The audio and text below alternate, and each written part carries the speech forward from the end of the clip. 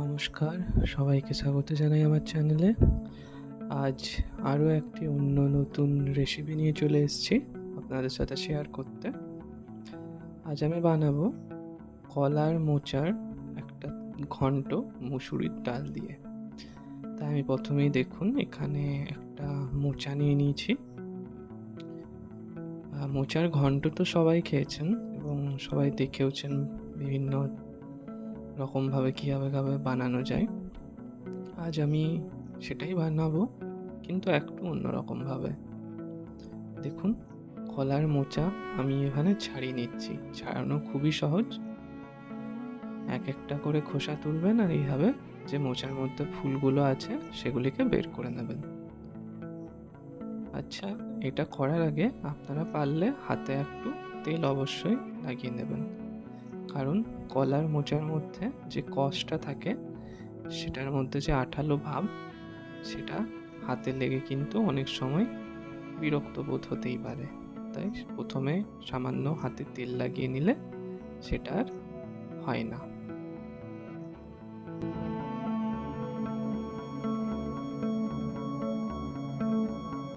দেখুন, আমি সমস্ত ফুলগুলোকে বের করে নিয়েছি।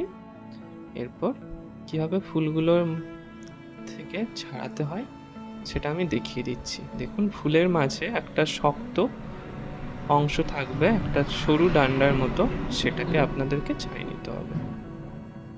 ফুলটাকে একটু চেপে ধরলেই দেখবেন সেই শক্ত একটা ছোট্ট ডান্ডার মতো অংশ বেরিয়ে আসবে। সেটাকে একটু টানলেই ভেঙে যাবে এবং সেটা বের করে নিতে হবে। ব্যাস, আর কিছুই করার নেই। খুবই সহজ ছাড়ানো। এরপর ছোট ছোট করে জাস্ট কেটে নেওয়া।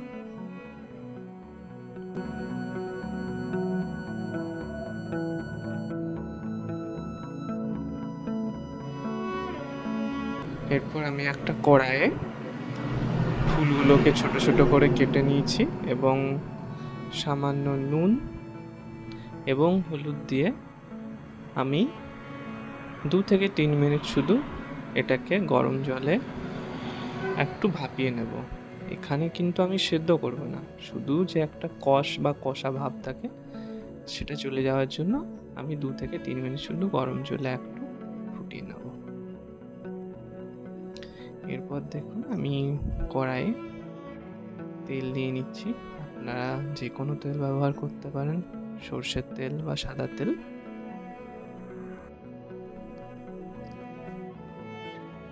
ফোড়নে আমি দিয়ে দিচ্ছি সামান্য গোটা জিরে এবং একটা শুকনো লঙ্কা দুভাগে ভেঙে দিয়ে দিয়েছি।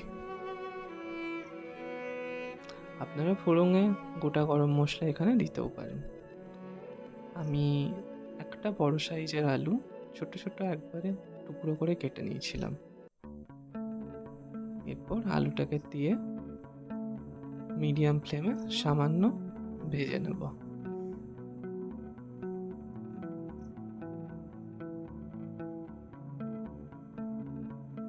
এরপর আমি একটা পেস্ট বানিয়ে নিয়েছি পেঁয়াজ, আদা এবং রসুনের, সেটা আমি দিয়ে দিলাম এবং সাথে সামান্য নুন এবং হলুদ দিয়ে দিচ্ছি এবং একেবারে লো আঁচে আমি এই মশলাটাকে আলুর সাথে ভালোভাবে কষে নেব।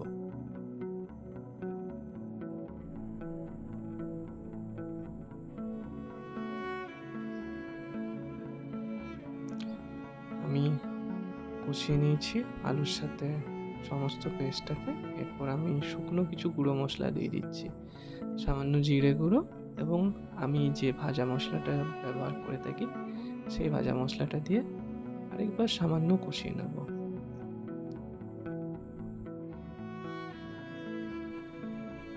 এরপর 3-4টে কাঁচা লঙ্কা আমি চিড়ে দিয়ে দিয়েছি। ঝালটা কিন্তু অবশ্যই আপনারা নিজেদের মতো করে দেবেন। এরপর জল দিয়ে দিলাম।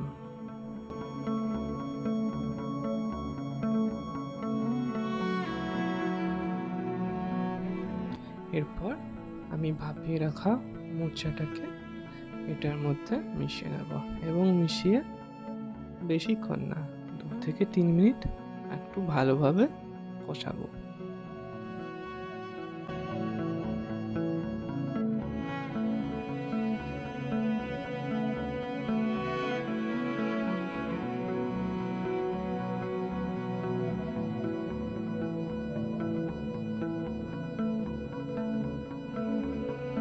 এরপর দেখুন কষানো হয়ে গেলে আমি কিছুটা মুসুরির ডাল ভালো করে ধুয়ে রেখেছিলাম, সেটা এটার মধ্যে মিশিয়ে আবার একটু সামান্য কষিয়ে নেব।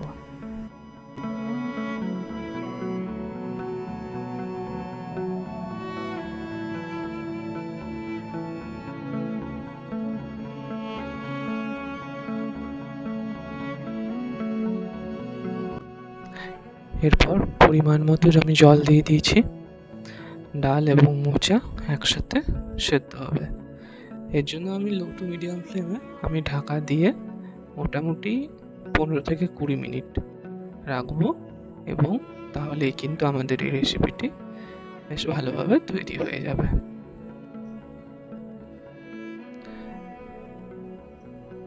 চলে এসেছি 20 মিনিট পর, আমি ঢাকাটা খুলে নিলাম এবং আপনাদেরকে দেখাবো এখানে ডাল কিন্তু খুব সুন্দরভাবে সেদ্ধ হয়ে গেছে। আমি এমনভাবেই ডালটাকে সেদ্ধ করেছিলাম যাতে ডালটা একবারে গলে পড়ে এটার যে গ্রেভিটা হয়েছে তার সাথে মিশে যায়।